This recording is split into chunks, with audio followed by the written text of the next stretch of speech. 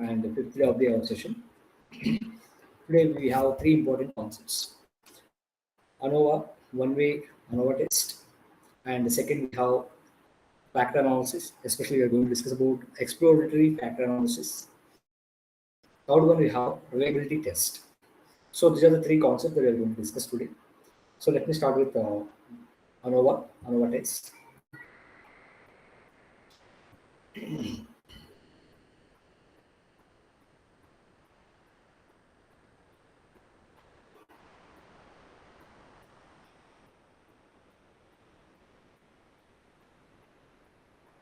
I hope my screen is visible to all of you. Yes, sir, visible. Okay, yeah, thank you. So one-way ANOVA, it is part of parametric test, and secondly, it is part of comparison-based test.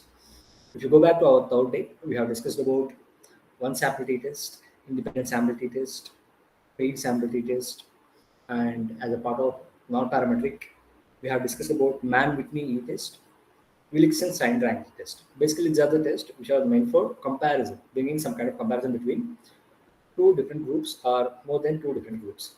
Now, if you go back to our third day again, as a part of independent sample t-test, we have discussed that if you have two groups, like for example, we have done exercise gender and athlete and non-athlete. Gender and we had a dependent variable, that is number of miles per minute duration. Similarly, we have done one more exercise. The people belongs to athlete category and the people belongs to non-athlete category. Are there any differences when it comes to going for number of miles per minute duration? So we are trying to compare between two different groups. If you are comparing between two different groups, that is known as independent sample t-test. In order to, as a part of alternative to independent sample t-test, we have discussed about Mann-Whitney u-test. Now, in case if you have more than two groups, in that case, we are going to use one-way ANOVA test. If you have more than two independent groups, in that case, we are going to use one-way ANOVA test we have. Now, one-way is a part of parametric. It compares the means of two or more independent groups in order to determine whether there is statistical evidence that the associated population means are significantly different. So first we try to understand, looking at descriptive statistics, are there any differences in the means? In case there are differences, just we want to know, are they statistically significant? Are they, in terms of statistical evidence point of view, we are going to check it out. Now, one-way, it is also known as one-factor ANOVA, one-way analysis of variance. In order to conduct this particular test, just like independent sample test, we require one dependent variable, one independent variable. Dependent variable is always continuous data, whereas when it comes to independent variable, it is a categorical data. We are going to have more than two different categories we are going to have. Coming to the data requirements, we have cases that have values on both the dependent and independent values, independent observation, random sampling, normal distribution. Here, today we have some unique point, that is homogeneity of the variance. As a part of independence, as a part of ANOVA test, we have one unique point, that is data requirement, homogeneity of the variance. As a researcher, like for example, when we have conducted independent sample test, we have done with Levian's test. Levian's test to understand whether equal variance is assumed or not assumed. In case if equal variance is assumed, we have taken the second row of the independent sample test. Now, in this particular case, if homogeneity of the variance assumed, then we'll go with ANOVA test. In case homogeneity of the variance is not assumed, we'll go for Welch test. I'll discuss about it, what it is all about it. Now, one other important point here is that in this particular ANOVA test, first we'll get descriptive statistics, then we'll come to know that there are differences. Now we want to know whether these particular differences are significant, statistically evidence. So we'll go for ANOVA test. Now based on the ANOVA test, we'll understand that there are significant differences or there are not significant differences. In case if there are significant differences, but I want to know what kind of differences we have, you are going to compare. In order to compare differences between different groups, we are going to conduct post hoc analysis. So I'll discuss one by one right now. Now coming to the example, In our WhatsApp group, I have given four data sets. I have given four data sets. Last two data sets related to ANOVA test. One is on happiness, second one is on six role type. Now, just example like this, we have as a manager, you are evaluating the performance of your employees. As an employer, you are looking at employees' performance. So employee performance is one variable that is a dependent variable. We have another variable that is independent variable where we have certain categories. You are asking your employees to choose which category they belongs to. That is sex role type. In sex role type, we have four categories. First one is sex role diffuse. Sex role diffuse means this particular person, he or she, neither strongly feminine nor strongly masculine. Sex role diffuse, neither strongly feminine nor strongly masculine. Next one is masculine sex type, means this particular person associate towards strongly masculine sex type. Third one is feminine sex type. This particular person associates strongly towards feminine sex type. Whereas last one is androgenesis, where this particular person strongly feels that the particular person he or she is having strong both the characteristics of masculine as well as feminine characteristics. Okay. So we have two variables. Dependent variable is leadership performance, the particular leadership performance, that is employee performance, and we are looking at it whether the person who he or she how they are identifying themselves, which kind of sex role type they are taking it, whether this particular sex type role is having any kind of influence on their performance or not. In case if there is a difference, what kind of difference they will have it, that we are going to conduct it. Now, as a part of our null hypothesis, all sex role types employees performance means are equal. As a part of a null hypothesis, all sex role types employees performance means are equal. You are saying that irrespective of the sex role type they take it, their performance means are equal. Whereas when it comes to alternative hypothesis, at least one means we are going to take one of the sex role type and say that this particular sex role type employee performance is not equal to the others. It's not compulsory that you have to say sexual diffuse. You can also take masculine sex type. You can also take feminine sex type. As a researcher, you have choice. But the only thing is that you are going to mention that one of the sexual diffuse is different from the rest of the groups. Right. This is how we are going to frame hypothesis and we are going to test it. I'm giving the concept again. We are going to conduct descriptive test, ANOVA test, and homogeneity of the variance test and post hoc analysis test. Okay.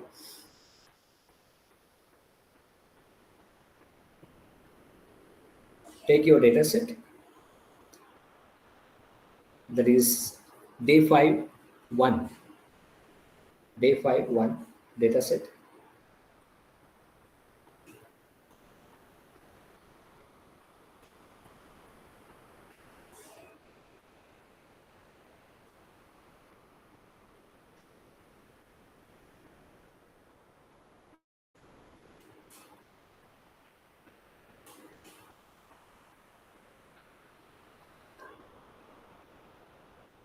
Okay, is my screen is visible? How I'm sharing the data, SPSS?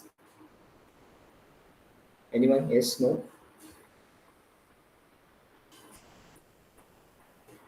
Do you have participants in the class today?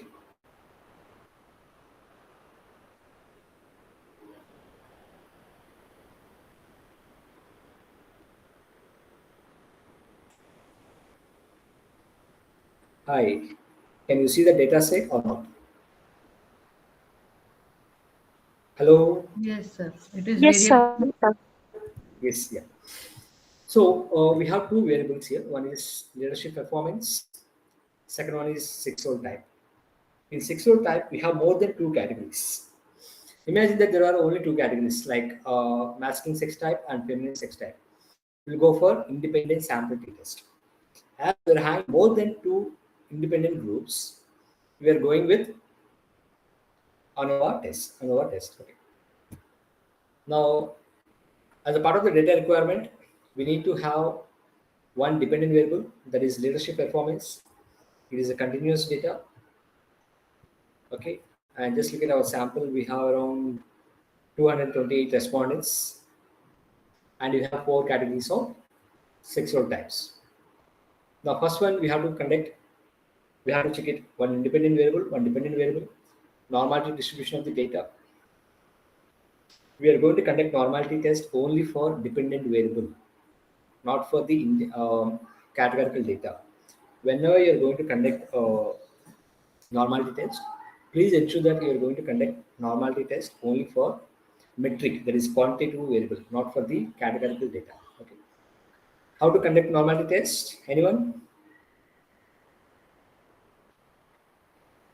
Yes, sir. Descriptive statistics and then explore and then statistics and 95% continue Okay. histogram normality. Yes. Okay.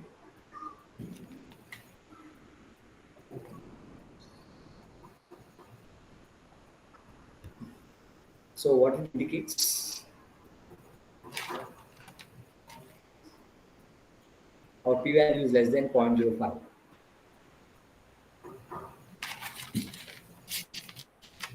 As our p-value is less than 0.05, it indicates that our data is not normally distributed. There is some problem with the data set.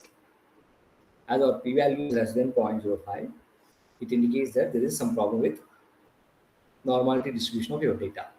In case if there's a problem with the normality distribution of the data, you cannot conduct parametric test.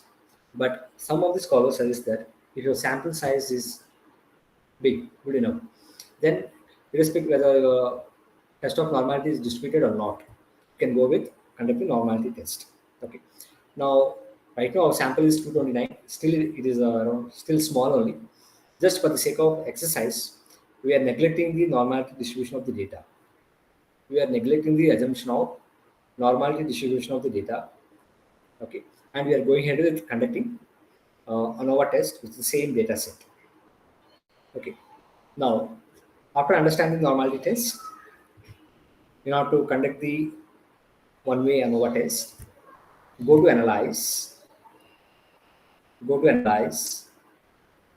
compare means, we have option called one-way ANOVA. One-way ANOVA. Now, dependent variable is leadership performance.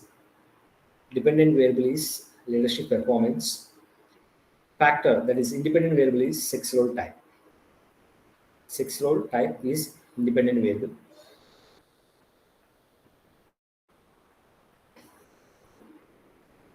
Go to post-hoc. Please select two key test. Two key select is test is considered the most appropriate test and most standard test when it comes to equal variance assumed. When you are conducting post-hoc analysis, basically we are conducting post-hoc analysis to compare difference between means between different groups. Okay, so in that we have two key test is considered one of the more popular tests. Equal variance assumed. Continue. Go to options. Select descriptives. And one of our data requirement was that as a researcher, you are assuming that there is a homogeneity within your group. We have four different groups, but as a researcher, assuming that there is equal variance among each group, between the groups and within the groups. As a researcher, you are assuming that there is a equal variance, homogeneity within the group as well as between the groups. So we are going to test it whether are we what is the homogeneity of the variance in these particular groups. Next one, Welch test. Welch test, right now I'm choosing at a time. Generally, we have to take the values of Welch test when your homogeneity of the variance is not assumed. I'm repeating the statement. Welch test, we have to conduct it when your homogeneity of the variance is not assumed. If the homogeneity of the variance is assumed, we are going to take the values of ANOVA test. In case if homogeneity of the variance is not assumed, in case homogeneity of the test is violated, then we are going to take the values of Welch test. Welch test is again considered as the most robust statistics. Okay, then select means plot. I'm repeating again. As a part of our data, we have dependent variable, independent variable. One of our data requirement was homogeneity of the variance. As a researcher, you are assuming there is a homogeneity within the groups and between the groups. In case, if homogeneity of the variance test shows that equal variance is not assumed, again you have to conduct once again Welch test.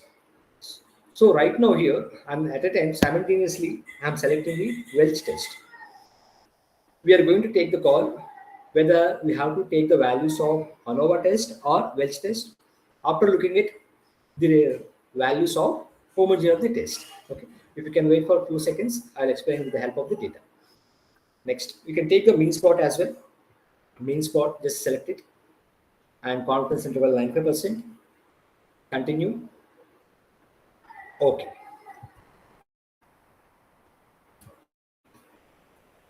Now just look at our descriptors.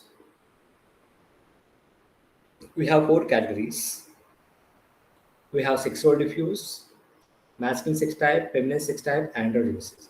If you look at the mean value, if you look at the mean score, the people who feel that they have the characteristics of both male, masculine as well as feminine, strong, those who associate themselves with masculine as well as feminine, their performance level is very high. Their performance is high compared to the other remaining 3 categories. After androgynous, we have masculine sex type 6.3, followed by feminine sex type, and last one is sexual diffuse. Sexual diffuse is nothing but the person who feel weak in terms of both either uh, masculine type or feminine type point of view. So this is all about basic descriptive statistics. Descriptive statistics help us to understand who is on the top in terms of their performance. Which type of sexual diffuse people are highly performing it. By looking at the data, by looking at the mean value, one can able to understand. Now coming to the one of our assumption is test of homogeneity of the variance. Test of homogeneity of the variance. Now here our p-value is less than 0.05. Our p-value is less than 0.05. If the p-value is 0.05, it means homogeneity of the variance is not assumed. As a part of the test of homogeneity of the variance, if p-value is less than 0.05, it means our test of homogeneity of the variance is not assumed. In that case, we can't take the values of ANOVA test. We have to take the values of Welch test. I'm repeating the statement. Test of homogeneity of the variance value is less than 0.05. It's supposed to be greater than 0.05.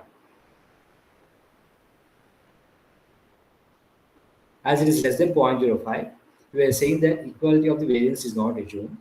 So instead of taking the values of ANOVA, we are going to take the values of Welch test. If you look at the values of Welch test, the p-value is less than 0.05. It means it indicates that there are significant differences between the groups. Significant differences within the groups and between the groups we have it. Okay. Now, the Welch test tells that there are significant differences, but how much differences that we have it? In order to understand the differences, we are using post hoc analysis, post hoc test, that is multiple comparisons. Am I clear to all of you first of all? This particular descriptive statistics, are they clear? Yes, sir. Sir, only one doubt. Yeah, please. Um, uh, that this sex role diffuse masculine, feminine, androgynous, these numbers. So it is only one option that a person would have selected. Yeah, they have selected only one. Okay, sir. And so that is the mean. Yeah, Of, means score. yes, sir. Yes. As they have selected one option, one person selected one. That's why it's called independence of observation. Every time we are discussing about independence observation, right? Yes. Next one. Coming to the whole test of homogeneity, is it clear to all of you? Test of homogeneity of variance. So here we are testing the significance. In case here the p-value, if it is greater than 0.05, it indicates that test of homogeneity of the variance is assumed. But here it is value is less than 0.05.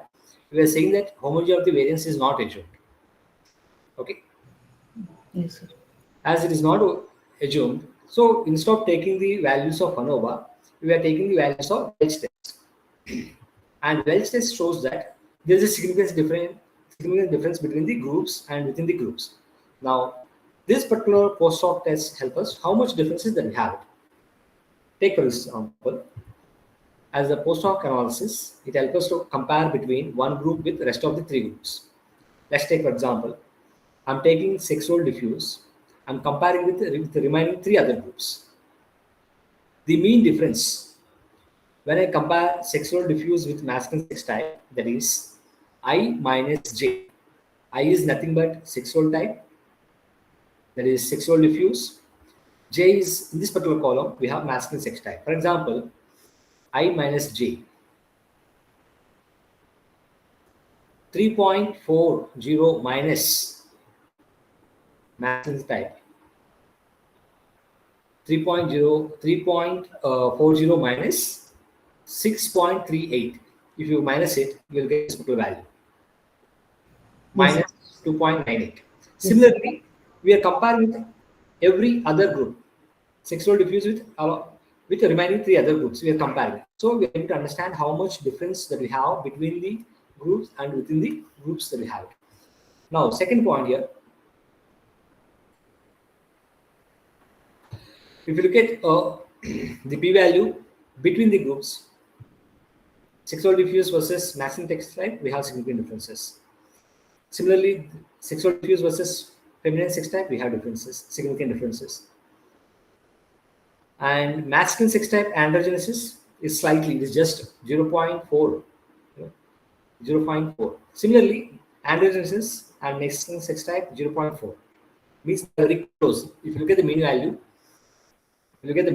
of this, one is 6.3, second one is 7.28. So slight margin we have it differences. So that's what indicates 0.4.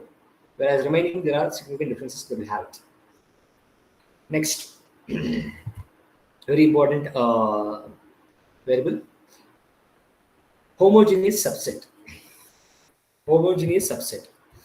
Now, this particular table helps us to understand we have entire data into three categories. Entire data is categorized under three subsets. If you look at the third subset, masculine sex type and androgen sex type, they are very close. They are coming under one category, one subset. Whereas sexual diffuse, feminine sex diffuse considers 1-1, and whereas masculine and androgen, based on their mean score, how much they are close to, you can see that they are categorized under one subset. Okay.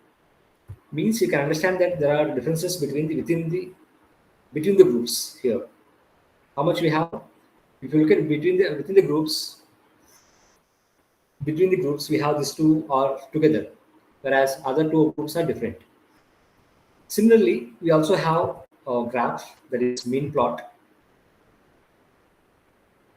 This particular mean plots help us to understand what we have seen in the descriptive statistics. If you look at sexual diffuse, they have lowest performance score as compared with the, let me double click it. Just look at here.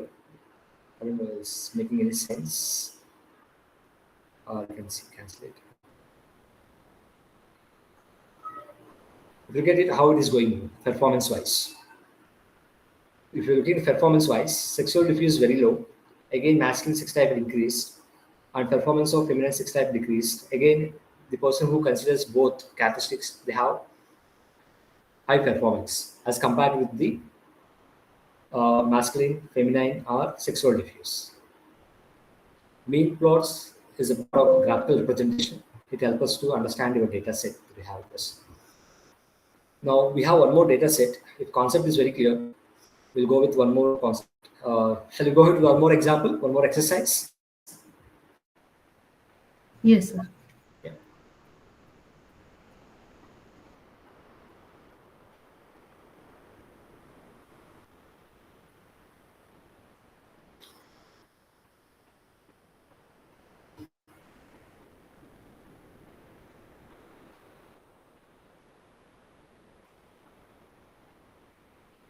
Okay, just look at the variables. We have serial number, education qualification, we have postgraduate, graduate, and we have male, female, and we have the category income. The people those are earning less than 10 lakhs, the people those are earning 10 to 25 lakhs, and more than 25 lakhs. And we also have dependent variables, happiness score and satisfaction score. Happiness score and satisfaction score. Somebody can guide me how to conduct one way ANOVA test. Any volunteers? Sir, we can select either for education or for income. Gender, Education. I think it's only two, so we can't take. Education. In education, we have only two groups. As education also, we have. So we can take only income. Only income we have it. Okay. Income we can take either income and its happiness or income and satisfaction. Income and satisfaction. Yeah. And first, we need to check about the normality. Yeah. Okay. I don't think we should conduct normality. We all know, right? Everyone knows about it. Yeah. Okay. Directly we go to one way ANOVA test. One way. So analyze, compare means one way ANOVA. Then on the dependent, we choose happiness or satisfaction either. And in factor, we can choose. We have to choose only income. Here, what we have to Okay. choose. 2K. Okay. Next. And then descriptive, homogeneity of variance, Welch test, exclude cases, confidence, yes, Means and then plot. means plot, yes, sir. And continuity and okay.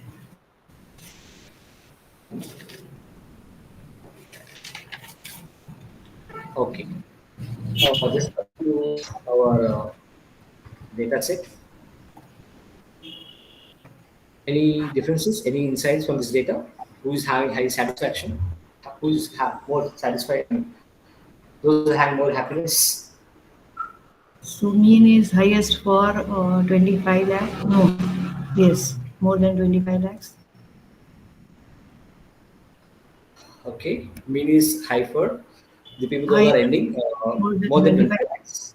then 10 lakhs, and then 10 to 25 lakhs. So the people those belongs to middle class families, they're not. Not happy compared to the remaining two other groups. Yes, Obviously, this is we all can understand, right? yes. Yeah. Yeah. Next, And coming to the then test of residual variance. variance is all the significance is greater than 0.05. Okay. So we are going to take the value of ANOVA test. It means as the value is 0.935, it means homogeneity Homogeneity is variance. assumed. So we are going to take the values of ANOVA test. ANOVA Yes. test values indicates that p-value less than 0.05 indicates there's a significant difference between the groups, and within the groups, okay, there are significant differences. But now, as we have taken the values of ANOVA test, now we no need to worry concerned about Welch test. Welch test, we are going to see the values when test of homogeneity variance is not assumed. Whereas in this particular case, test of homogeneity variance is assumed. So we are relying on the values of ANOVA test. That is 0.006. It indicates there are significant differences within and between the groups.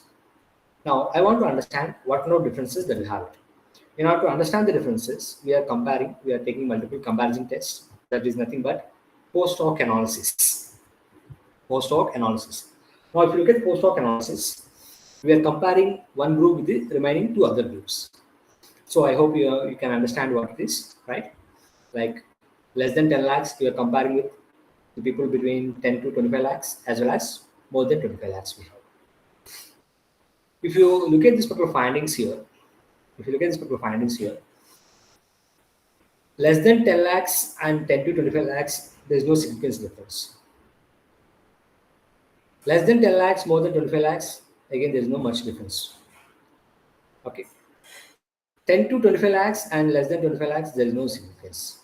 But 10 to 25 lakhs, that is middle class family, and more than 25 lakhs, middle class and high class families, if you take, there is a significance difference between in terms of variation, a lot of variation we have it here. Similarly, more than 25 lakhs and 10 to 25 lakhs, this is same test, right? If you look at it, p value that is 0.005, whereas difference between other groups, there is no much significance difference. In order to make it more clear, the subsets test help us to get the more clarity. If you look at subsets, it categorized on the basis of mean score. We have subset 1, 10 to 25 lakhs and less than 25 lakhs, one category. Less than 10 lakhs and more than 25 lakhs is coming under one category. We have two subsets. Subset 1, 10 to 25, less than 10. The second subset, we have more than 25 lakhs as well as less than 10 lakhs, we have it, values. Okay. So one question. Please, madam. Will all the category in the previous test also there were four categories. four categories, and in the subsets we got three. So every time it will be one less. No, madam. It depends on the mean score, how they are related to each other, how close they are each other between these. Okay. Got the point? Yes, sir. Now, just look at this particular value here. This particular mean plots help us to understand who is more sad, more happy, who's having more happiness.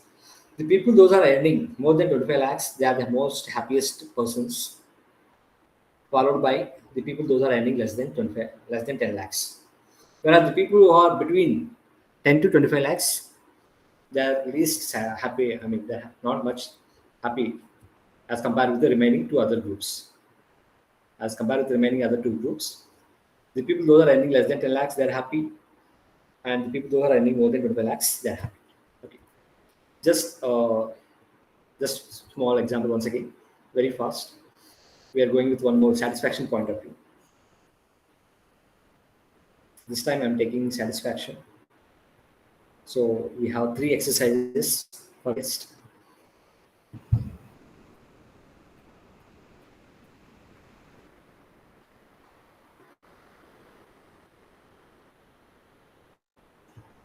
Now just look at here. They same here, mean plots. Means the middle class family is always not happy. Okay. They Only have, satisfied. sorry, madam? Only satisfied. Less I satisfied. mean, less satisfied, because they are trying their best to be part of the higher group. At the same time, they can't be able to reach. So they're struggling between. At the same time, they can't be part of this particular group as well. So that indicates, right? If you look at here, 10 to 25 lakhs, less than 10 lakhs, you can hear only one group is very high. Because here we have more division compared with the happiness. Satisfaction point of view, this is low, Yes, sir. slightly low, whereas more than 25 lakhs, they are higher. If you look at subset previously, they are under 2 categories. We are able to keep it. Those are earning less than 25 lakhs, less than 10 lakhs under 2 categories. But this time, they are in only one place. They are close to 10 to 25 lakhs between. Means the score is very less. They are very close to middle class families satisfaction.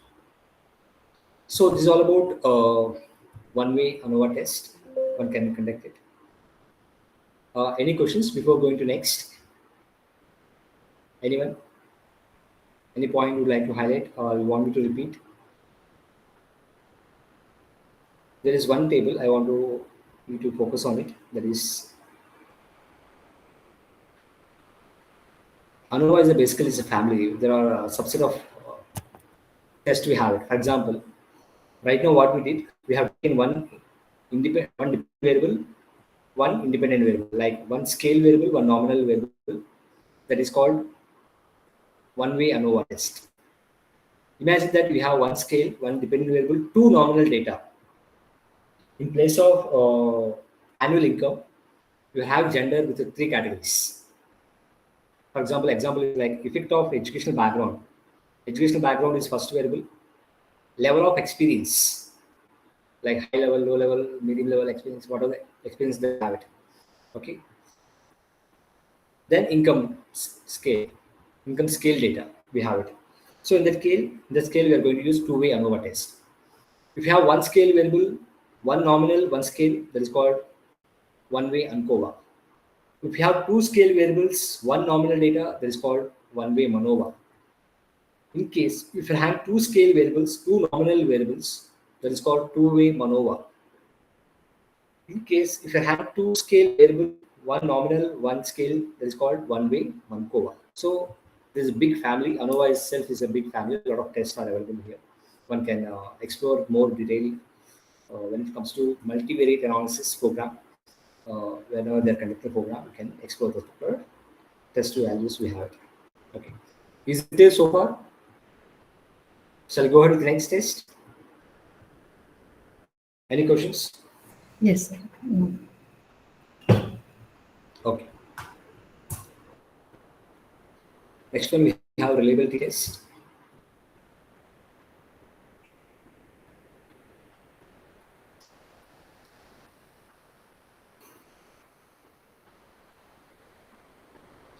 Open the coding book one, coding book two that I have given to you all.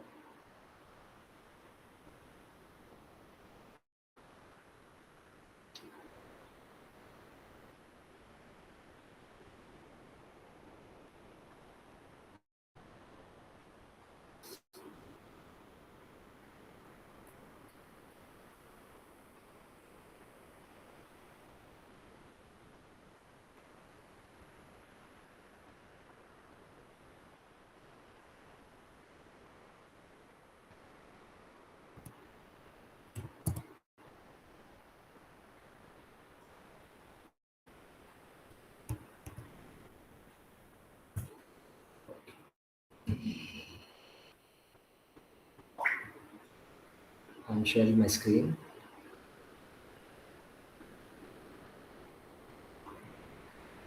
Reliability test. Reliability refers to the consistency or dependability of measure over time, over questionnaire items or observers ratings. We have different types of reliability tests, like a split of, for example, we are created a small, you have prepared your own research tool and you want to check it out what is the reliability of this particular test. Reliability is nothing but consistency. You have conducted today test and you are measuring the performance or attitudes. It depends on the context. You are collecting data from your respondents by using the tool. And if you're going to conduct test again, and what kind of values that you're getting, what is the consistency in terms of the results that you're getting. Now we have so many tests, like for example, test retest.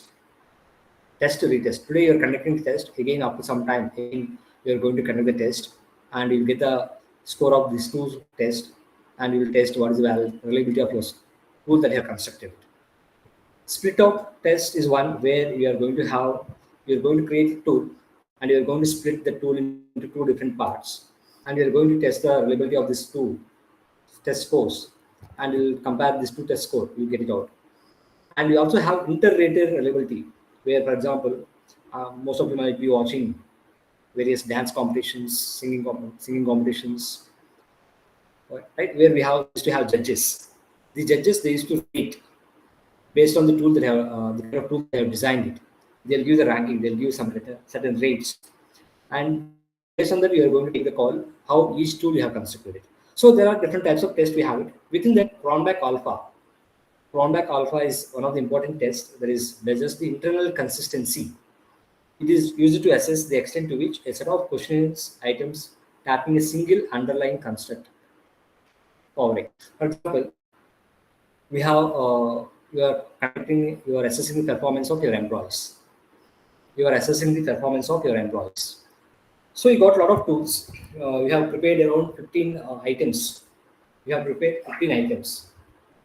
Now 15 items might be coming under three categories. We are talking about employee behavior, employee attitudes towards work, employee relations with the colleagues. You might be constructing the various latent variables. Let's take, for example, the kind of data that I have shared with you. The kind of data that I have shared with you. We have 1 to 10 statements. We have serial number 1 to 10. We have 10 items. This particular 10 items, basically they are talking about peer of computer, peer of statistics. Now, while reading this particular data, while while reading these particular statements, I'll see that 1 to 5 statements are talking about peer of computer. Peer of computer is one construct. Peer of computer is one construct. Point number 6 to 10 is talking about peer of statistics. So all the 5 statements, serial number 6 to 10, are coming under one construct, one latent variable. That is peer of statistics. Now I want to understand the internal consistency between the items that have created, that have developed.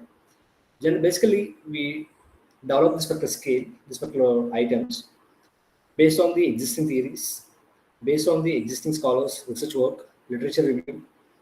Okay, and sometimes we also take the existing scales, inventories developed by various scholars.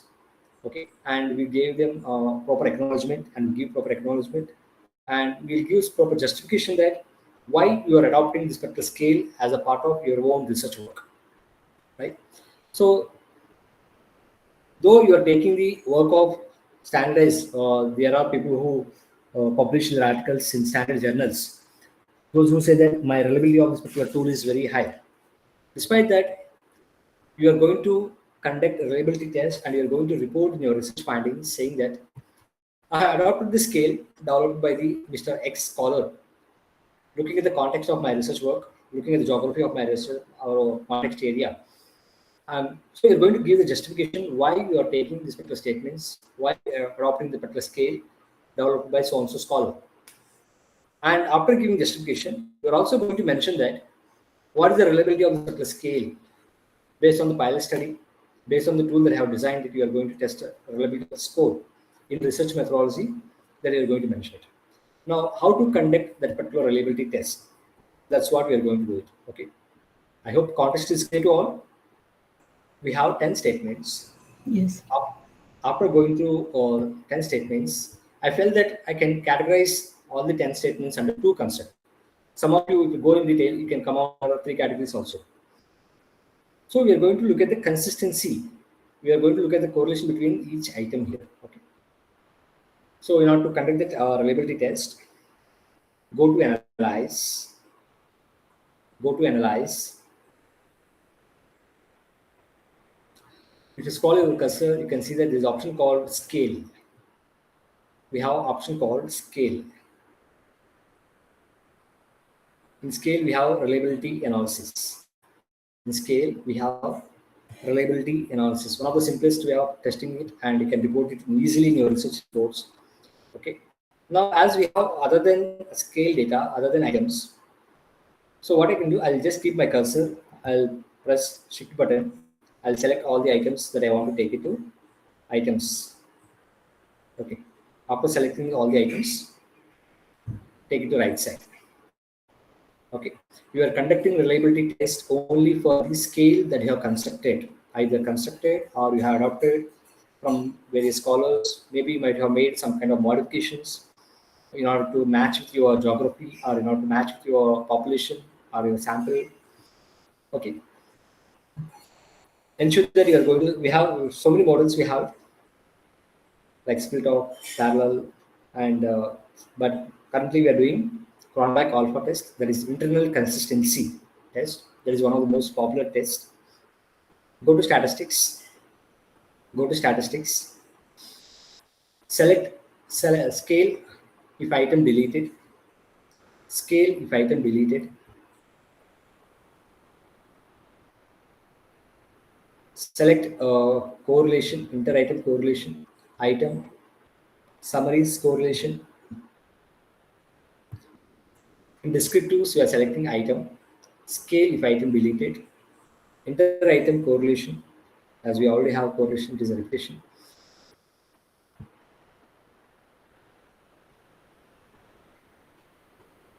Okay, just click on continue. Okay.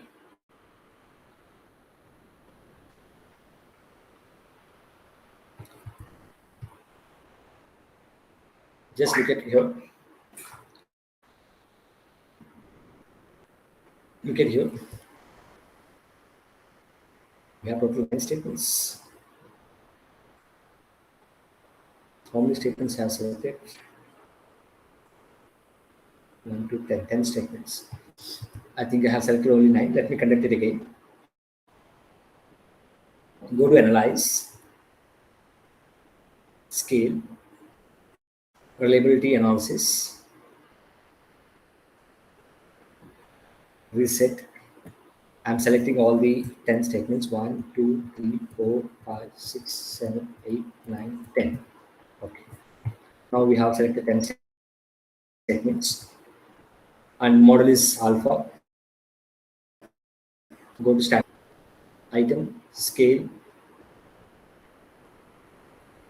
inter-item correlations. Continue. Okay. Okay, it is again showing 9 items we have selected. Number of items 9.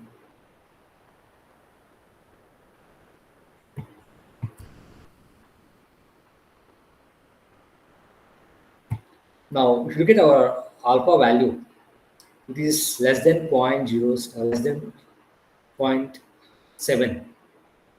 It is less than 0.7. If it is between above 6 to 7, one can accept it. You can say that your scale can be considered. If it is 7, it is good. It is accepted. If it is more than 8, it is considered the excellent scale that you have constructed. If it is 9, again it's considered a marvelous scale. But if it is more than 9, again there will be a problem there. So 7 to 9, if it is minimum is 7 is good, we are going to accept your scale. 7 to 9 is good option, we have it. Okay. Now look at these items that we have it.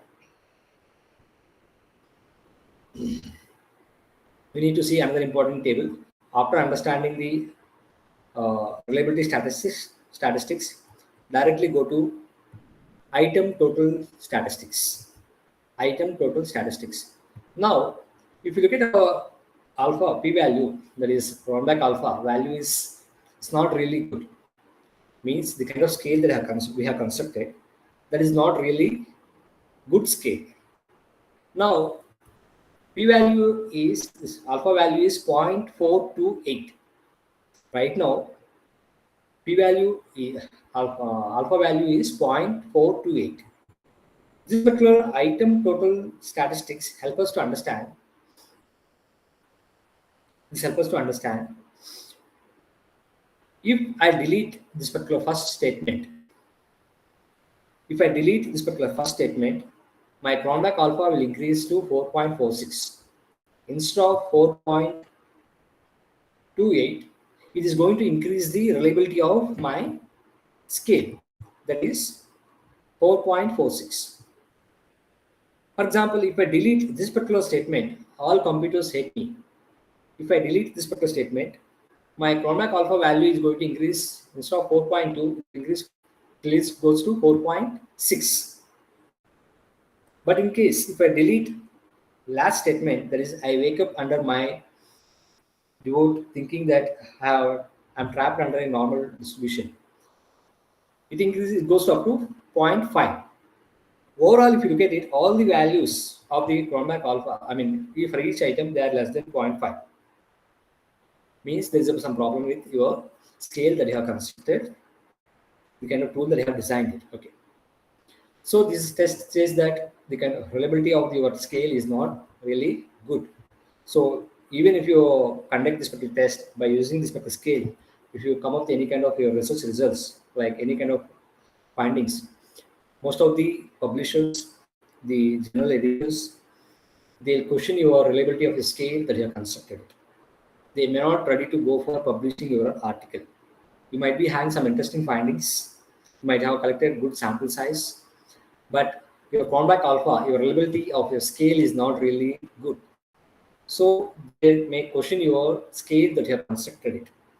So they may not go for publishing your research paper. Okay. Is it clear to all? Yes, sir. What is the importance of understanding reliability test? Yes. Next, we'll go with another important test, that is factor analysis. Last one. After completing factor analysis, we are going to revise day 1 to day 5 as per your choice, as per your choice of your practice. Anything we are going to do. Once again, all the tests we are going to conduct it once again.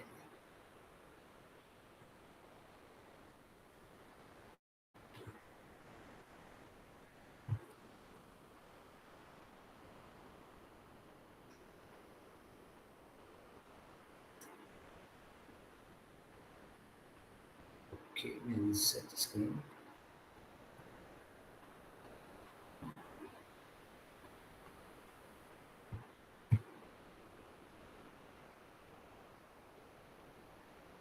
I hope my screen is visible. Purpose Yes. of factor analysis. Factor analysis is a technique. Basically, we use it for reducing the data reduction. This is considered as a data reduction technique. For example, we have around 30 statements. We have around 30 Likert scale statements. Now we'll bring all the 30 Likert scale statements under 4 factors, 5 factors. For example, in earlier reliability test, we had 10 statements. We brought under 2 factors. One is fear of computer, second one is fear of statistics. Similarly, if you have around 30 statements, we'll bring it under around 5 to 6 factors or 3 factors. It depends on the correlation that we have. We are going to bring it under factor. We are going to reduce the factors. So it's easy to the scholar to analyze the data to inform the audience what kind of test you have conducted it, and briefly you're going to summarize the entire data into few factors. So it is considered as a data reduction technique. Factor analysis takes a large number of variables and reduces or summarizes to represent them in different smaller factors. Those factors are made up of initial set of variables. Initial set of variables. Factor analysis is a method for investigating whether a number of variables of interest are related to smaller number of unobservable factors. Means this is nothing but latent variable. Latent variable means which is not observed. For example, while conducting the reliability test, we had 1 to 10 statements. After reading, you are coming with your own understanding, saying that okay, these are all related to field of computer. 1 to 5 statements. You are coming with a new title. You are coming with some kind of understanding. Based on your understanding or based on the existing literature, you are going to decide this particular factors, all these particular 1 to 5 statements coming under one factor. 6 to 10 coming under one factor. 11 to 15 coming under one factor. So we are going to give the title, and we are going to ensure that instead of 30 statements, we are going to come under 3 factors or 4 factors.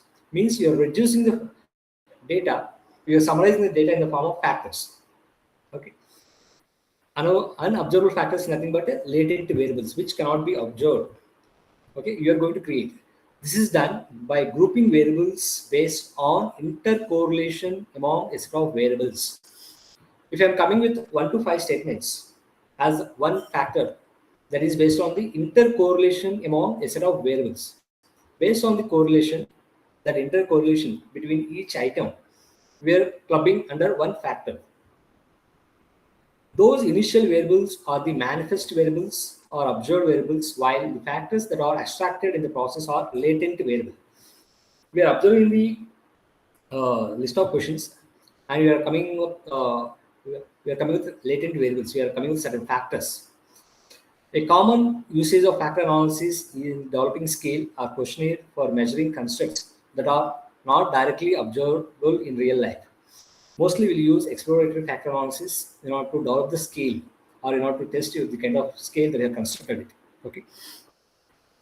Please take the data set that I have given you all.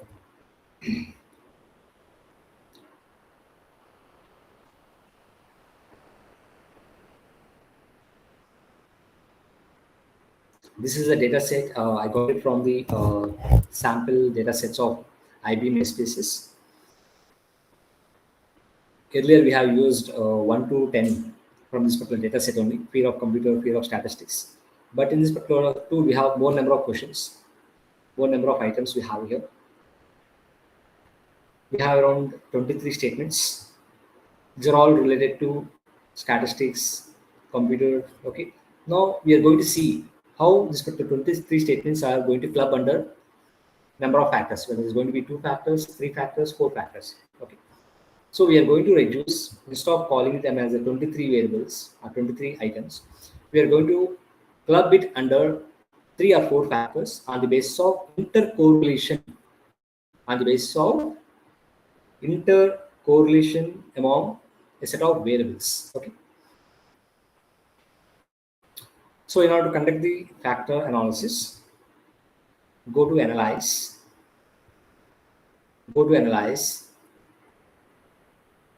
we have the option called dimension reduction.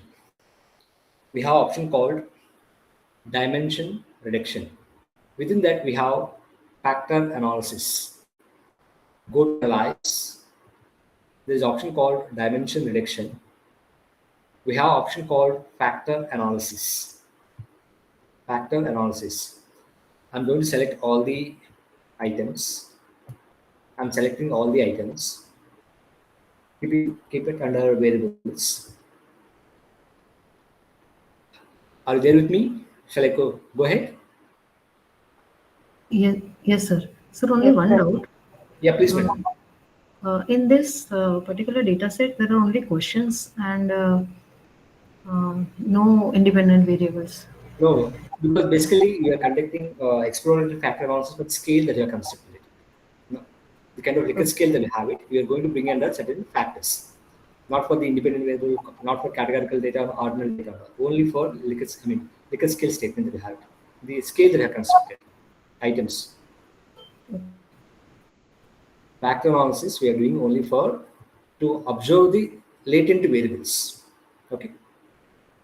It is only useful for scale. That is 5-point Likert scale, 7-point Likert scale, that kind of scale that we are going to construct, right? Only for that you are going to conduct factor analysis test. This is exploratory factor analysis. Okay. Is it clear, madam? Yes, sir. Yes, sir. Yeah. Okay. Now go to descriptives. Select KMO and Bartley test of specificity. I'm going to explain what it is. Select KMO, Bartley's test of specificity. Continue. Go to extraction. We have so many tests in factor analysis. Most important test one is principal component analysis. We are choosing principal component. By default, it shows always principal component analysis. And we have screen plot. It presents the data in the form of a graphical presentation. Screen plot. And we are going to extract the factors based on the eigenvalue. The eigenvalue which is having greater than 1, it comes under, it will take, if the value is greater than 1, it will consider as a 1 factor. So we are giving the value greater than 1, or greater than 1, it will come under one particular factor. So based on the eigenvalues, that is point, by default is already there 1. Okay. Now continue. Go to rotation. Varimax. Go to rotation method. We have varimax. And continue. Go to options. You want to put all the factor analysis sorted by the size. And you also wanted to suppress small coefficients which are less than 0.4. We are suppressing the small coefficients, that is correlation coefficients, which are less than 0.04. We are removing from our factor analysis. Continue. Okay. Now, KMO value basically tells out whether what now sample size that we have. For example, in our data set, we had a sample size of how much we had it sample size 2,571 sample. We got these responses from 2,571 respondents we have it. Now, for conducting the factor analysis, one has to check what is our sample size, whether you have adequate sample size or not. Now, there are some scholars say that, uh, let me show you data set, variable view. These are all items. Some scholars says that for every item, you should have 10 respondents. For example, I have 23 I have 23 statements. I have 23 statements. 23 into 10. My sample size should be minimum 230. My sample size should be minimum 230. There are also some scholars says that if not 10, at least you should have minimum 5. For every item, there should be minimum 5. But overall, people suggest that in order to conduct the exploratory factor analysis, you should have sample size minimum between 200 to 300. That is called adequate sample size. I'm repeating the statement. In order to conduct the exploratory factor analysis, okay, for every item, this is called every item means every statement. For every statement, you should have minimum 5 respondents. If you have 10 items in your research tool, if you have constructed a tool that you have 10 statements, means 10 into 10, you should have minimum 100. However, if you have between 200 to 300, that is considered the best sample size. Now, KMO, that is Kaiser, I mean, sorry if I pronounce it wrong. KMO test tells us the kind of sample that I have it, is it really adequate or not? If this particular sample size is above 0.5, I mean 0.5, that is say acceptable.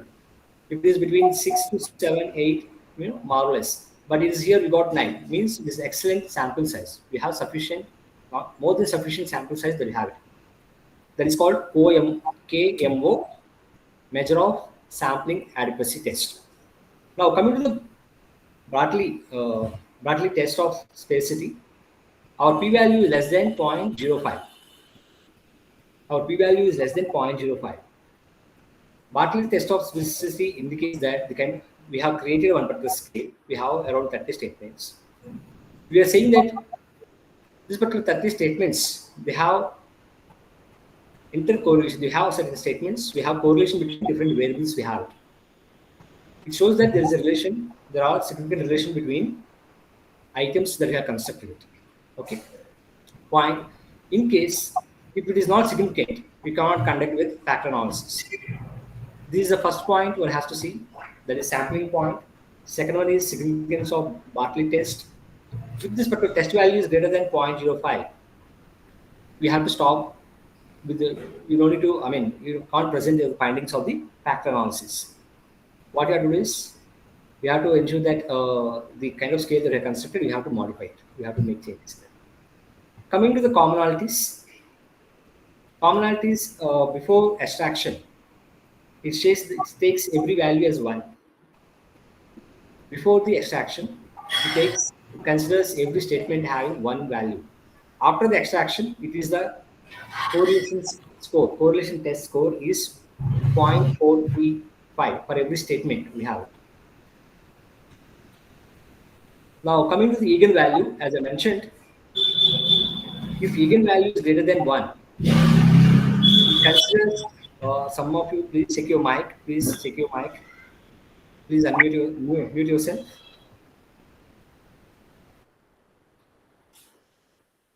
we have four factors. We have four factors which hang greater than 1 point. Like for example, factor one explains 31.69% of the rest of the variance. We have four factors. Each factor, we hang four factors. First factor explains 31.69% of variance between the items coming under factor 1. Factor 2, 39% is having variance among the factor 2. I'm going to show which are the factors we have it. Factor 3, 44.98%. Factor 3, 44.98. Factor 4, now 50.38%. This is nothing but we are clubbing all the 23 statements under four components. We are keeping all the 23 statements under four components. For example, when we have done reliability test, we had two components: fear of computer, fear of statistics. But we had there are 10 statements. But in this example, we have 23 statements. All the 23 statements are coming under four different factors. Just look at here. So this is a rotated component matrix. There are certain statements which are coming under cross-loading, means that particular statement is there in two factors, that is in factor 1 and factor 2. There is factor 1 and factor 2. So one has to see the cross-loadings. It may affect your data. Then next, we have only one statement having two factors. It is coming under two different factor analysis.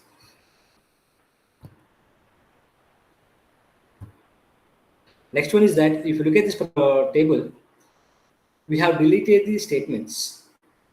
For example, let me count 1, 2, 3, 4, 5, 6, 7, 8, 9, 10, 11, 12. 13, 14, 15, 16, 17, 18, 19, 20, 21, 22, 23. So in that case, we have given suppressed value. If there is any correlation value that is less than 4, we ask them to exclude it. But in this particular case, we got all the values above 4. We should get every score should be above 5. But in this particular case, we have one particular statement that is 4.45.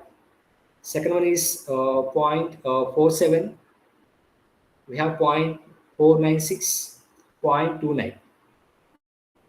There is one more statement which is having 0.428. This is having, though we are considering which is close to 5, but as a researcher, instead of talking about 23 statements, you are able to come up with 4 different components, 4 different factors. While reading statement number 1, 2, 3, 4, 5, 6, 7, you are going to read all these 7 statements. You are going to come up with some new theme that is nothing but latent variable. You are going to come up with new subheadings, and you are going to say that this is one factor 1. By reading these statements, like for example, fear of computer, I have given one title, right? Like similarly, looking at all these statements, you will come up with some latent variable which are not observable. Similarly, factor 2, we have again 1, 2, 3, 4, 5, 6, 7, 8 statements we have. This will come under one more sub-theme. Then next we have 3 sub-themes. Next we have 5 under coming under fourth factor. Basically, factor analysis is nothing but it's a data reduction strategy. Instead of talking 30 variables, 40 variables, we are clubbing under 3 or 4 factors or 5 factors. Depends on the concept that you have constructed it. You are going to check the intercorrelation between each item, between each variable, and you will club based on the intercorrelation under different factors. So we have 4 factors as a part of this particular analysis part we have. It seems a little bit complicated, is it?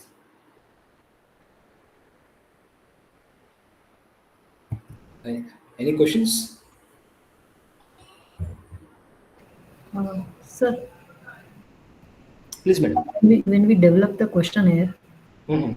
that is all these questions, uh, Mhm. normally we do take into consideration the latent variable, and on that basis only we develop. No, madam. We develop it, but again, we are going to explore. This is called exploratory factor analysis. We also have one more confirmatory factor analysis.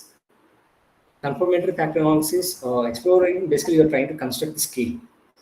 Confirmatory means you already had a particular theory, you're going to confirm the particular construction. Okay. This is at the initial stage of your projected tool that we are going to do that. Okay, sir. Okay. So, any questions from other participants? And if not only factor analysis, reliability test, ANOVA test, let me know. We have still 15-20 minutes we have, and today is last day. And if you have any questions related to general, I mean, if it possible, I'll try my best to anything related to research methodology part, sampling size, or hypothesis, anything you would like to answer it, want me to repeat any of the session, I would like to answer it.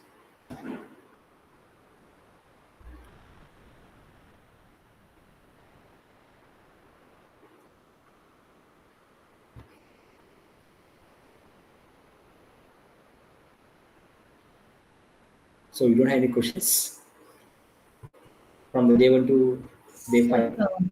sample size.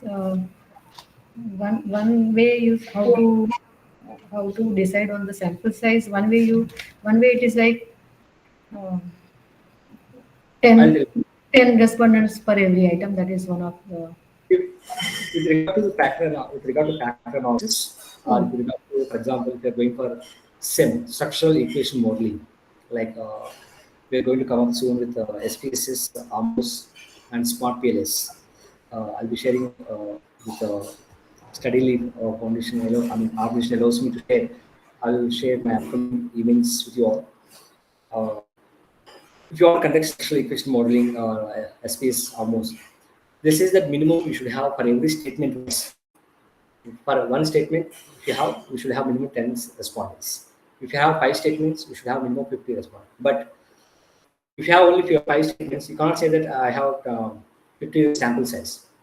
But you should have minimum 200 so that that KMO, sample adequacy test, you should pass.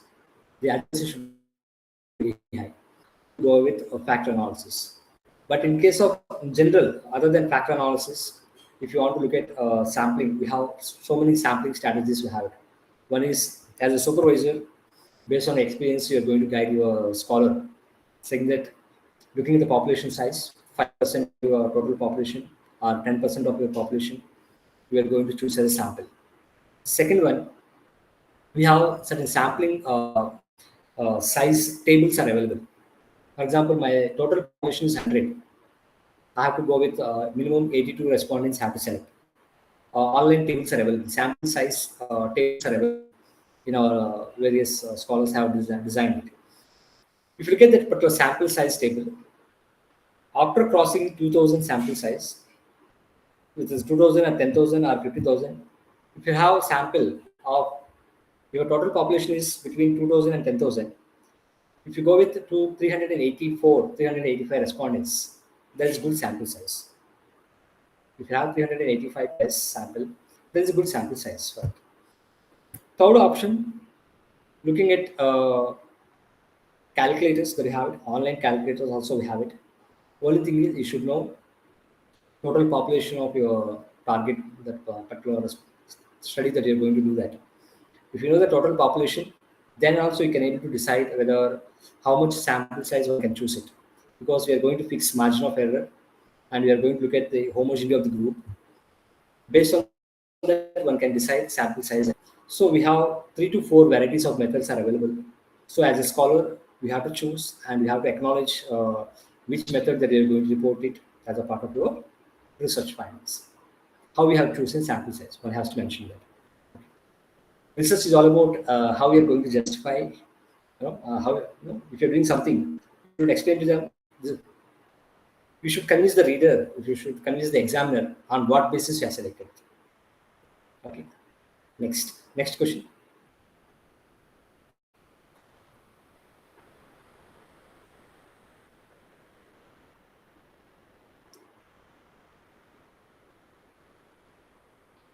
It's not coming today syllabus. I mean, maybe day 1, day 2, day 3, any concepts will have in this, please let me know. Sir, could you explain on writing about the inferences after results? Introduction chapter. Okay. Introduction chapter basically. Sir, not about introduction. Sir. Sorry to interrupt. Inferences after result, sir. Inferences. Inferences. Which test Yes, you want to write? please. Which test, sir? Sir, if it is for correlation and ANOVA, it would be helpful. See, for example, right now today we have done with ANOVA test. Okay. Now, in ANOVA test, we have done with first descriptive statistics. If you take our example, we have looked at the performance of the employees of this 6-role type they have identified themselves. So we have discussed about 4 different types of 6-role type. The person who is identifying the particular person herself as a masculine type, feminine type, and androgenesis or 6-role diffuse. So we are taking the values of the mean score. So based on the descriptive statistics, we are able to conclude that the people belongs to androgenesis have high performance as compared with the other 6-role types. And similarly, it was also discussed. It was also found that next the people those who associated with 6-role diffuse having least performance, right? And you can also take a couple of existing research articles, so that you can able to either contrast or similarities. You can able to take existing research articles. You can support your current research study findings. That is one way of interpreting, presenting your data. Not only what you have studied it, what you have observed in the data, observed in the field. You can also take the help of existing research, and you can put it together, and you can add your conclusion part, your insights into that. After understanding the descriptive statistics, we have tested whether homogeneity of the variance is assumed or not. Based on the p-value, if the p-value is greater than 0.05, we are saying that equality of the variance is assumed. So we are relying on the findings of ANOVA value, ANOVA test. ANOVA test results shows that less than 0.01, 0.05. So we are able to say that there is a significant difference between these two groups. And in order to understand how much difference we have between the groups and within the groups, we have conducted post hoc analysis test. The post hoc analysis test that we have selected was 2 test, which was considered the most popular test. So by using post hoc analysis, you are able to compare one 6-role type with the remaining 3 6-role types. What you can do is you don't need to explain every cell. You take the major insights from this particular data set. Like for example, if you ask me to measure insights, the people those identified with androgenesis and masculine sex type, their performance is very close. Their mean score is very close. Means compared to other remaining 2 groups, their performance is very high. So you can able to come out again with the help of existing literature. What would be the reason for it? Okay. Next, we also identified homogeneity of the subsets. The people belongs to masculine and androgenesis 6 types are coming under one subset, whereas 6-role diffuse one subset and feminine 6 type coming under one subset. So you can able to look at it with the help of mean plot that I have shown you with the help of graphical presentation. That way also you can present your data sets. And we also discussed about Welch test. In case if you're not able to assume homogeneous variance, we are going to take the values of Welch test. So you can present it what is Welch test is all about it and what you have discovered about this data. Correlation. Yesterday we had done correlation test. Let's take for example knowledge test score and calcium intake. Correlation test is all about it. We are trying to talk about strength and direction of relationship between 2 quantitative variables. So if one variable increasing, so what about the other variable? Is it increasing or decreasing? So we are going to say that as knowledge test score is increasing, calcium intake of a respondent also increased based on our test, based on our results. So it indicates that we got the values 0.7, roughly 0.78. It means high positive correlation. The researcher found that there is a high positive correlation between knowledge test score and calcium intake. So we conclude that the person who is having high knowledge about diet, the person will always take good amount of calories of intake, number of milligrams in a day. That's how one can conclude your research findings. Any more? Is it clear, Abhilash? No? Yes, sir. Yes, sir. Thank you, sir. Please welcome. Anything else as a part of day one, day two? Sir, Yes, only one thing. Sir, yes, in madam. exploratory factor analysis, scales we are going to take, no, sir? So, Which what are all the scales? Factor analysis. Just now we have Mhm. the exploratory Yes, factor yes. analysis. Okay. Reliability on scales we are going to do. So, say for example, in a questionnaire, for one question, 5 or 6 scales we are writing. For three same type, 3 or 4 questions are there. For every question, we have to take it.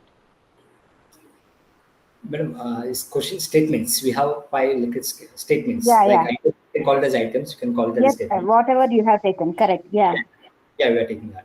And one more important factor is that under each construct, we should have minimum 3 to 4 items. Minimum three. Minimum, it is suggested that minimum 4 items should be there. Even if it is, for example, I have 5 constructs. One item is hang only two. That is okay. But if I have more than one Mm. construct, less than 3, 4 items, it will affect your results. Under each construct, Okay. we should have Okay. minimum 4 items. Fine. And at the same time, for each Strongly item, agree, lab technique. sorry, madam. Sir, items, whatever you have said, like statistics makes my friends will like that. 3 or 4 you are telling, sir. I'm not able to understand. See, for example, we have 23 statements in our exercise. Okay, we Huh. have three statements. Now, when you look at it, our factor analysis, the 23 statements, after conducting factor analysis, came under 4 factors. One factor having around seven Yes, sir. statements. Second factor is having around 8 statements. Third factor is having only 3 statements.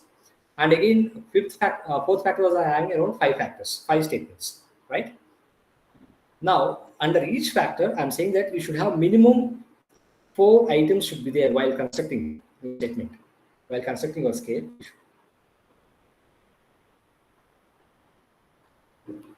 Okay. Okay. Vaishali, madam, you have any question? You're able to ask something.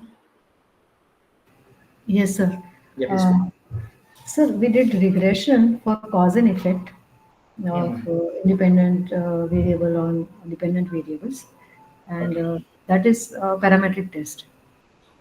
Yeah, parametric test. Yeah. So, is there any thing for non-parametric, or it is only for Yeah, always we for have we have we have non-parametric test. Ordinal logistic regression analysis. ordinal logistics? Okay, sir. Ordinal logistic regression analysis, where we are going to have use ordinal data and nominal data as well.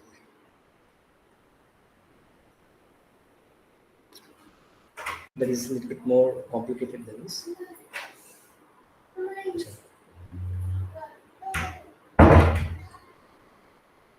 Yes, further, any more questions? How was our workshop's total overall from the day one to today? Any feedback from anyone of you?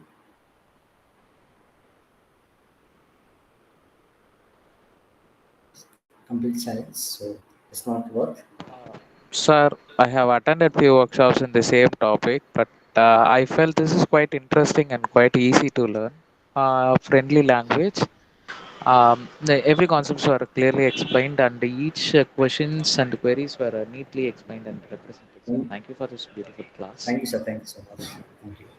I would like to follow you, like say, get your notes regarding this subject because I too handle this research methodology for BBA students. Acha, okay.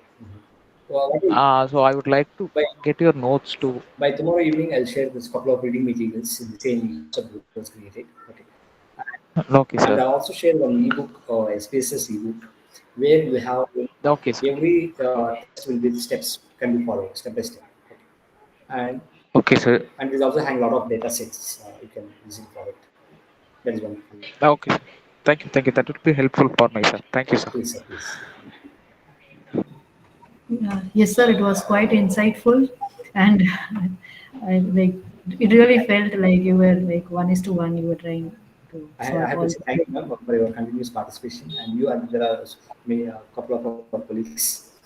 At least I feel that I'm able to continue. I feel that somebody's there, online, right? Yeah, thanks a lot for your contribution. I hope I'm able to add some value to your knowledge. Yes, sir, definitely. It was quite insightful. I really uh, could understand a lot of things because it needs to brush up every time, even if we do so many times, but it adds a new perspective. If you hear it. I always tell that you should Yes. practice it because we used to attend many workshops, webinars, but if you're not able to practice it, then again it's a that's a problem actually. Yes, Lata madam, you want to say something?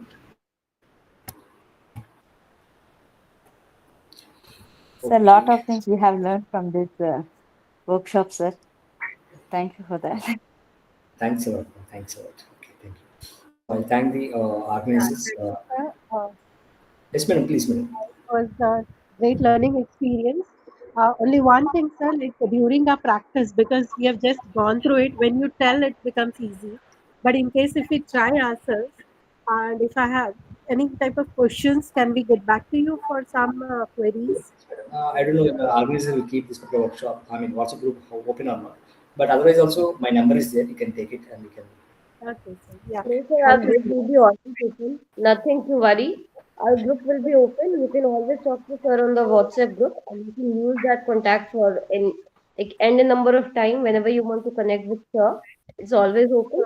And sir, it was very wonderful. These 5 days were very wonderful.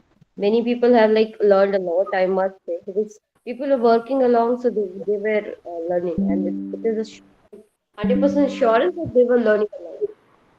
And Aparna ma'am, it is open. You can always connect with sir, and everyone can connect with sir. But sir has also shared his contact details. You can always take that contact details, and you can always directly contact him also. I would like to Yeah, thank. thank you so much. Yeah. Sir, regarding Wilcox and signed rank test, uh, it can be used for ranking. A little bit of input on that, sir. Ordinal data. Whenever I hang ordinal data, for example, Okay. we had paid sample t test where we had two situations like pre-test, post-test.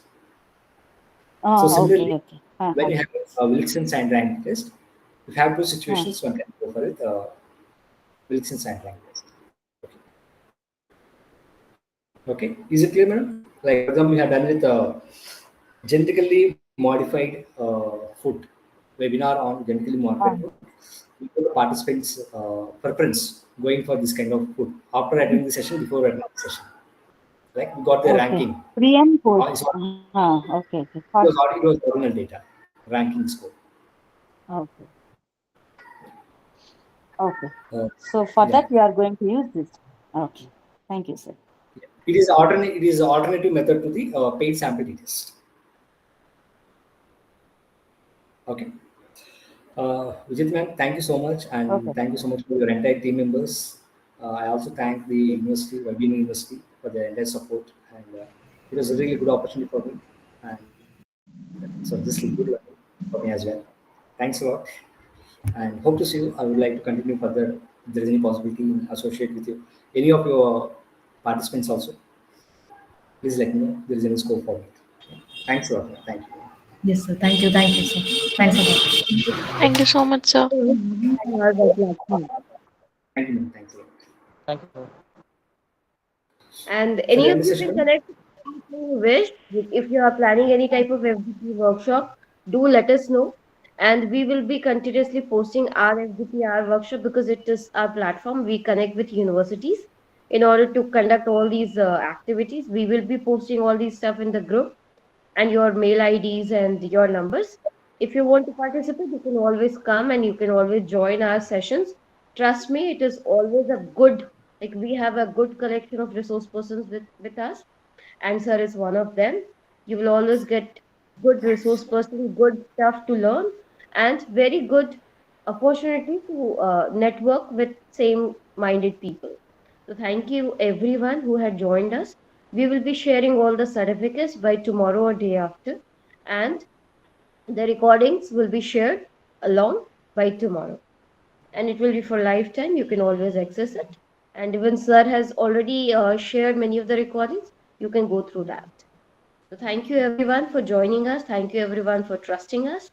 Thank you everyone. On behalf of YBN, I'd like to thank YBN University. I'd like to thank everyone. And Sir, many thanks for our side Yeah, that ma'am, you thank you. were Thanks a lot. for this session. Thank you, sir. Thank you, ma'am. Thanks a lot. Thank See you. you all. Thank you, Thank you. sir. Thank Thank you. you, Yeah, sir. thank you, sir. Thank you. Thank you. Thank you.